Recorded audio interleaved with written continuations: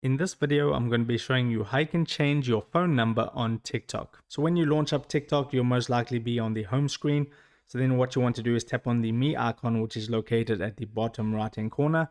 That's going to go ahead and take you to your profile. Then from your profile page, you just want to tap on those three vertical dots at the top right of the screen. And then from here, you want to tap on underneath there, it says manage account. The first option, tap on that. And there you can see it says phone number. Tap on phone number.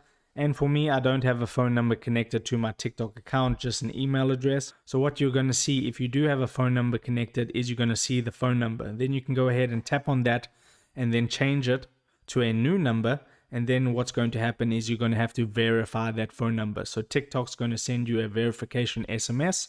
You'll just need to put in the verification code and then that will be that. Your TikTok phone number will be changed after you verify the new address. They just need to send you that SMS to verify that it's you making the change and things like that.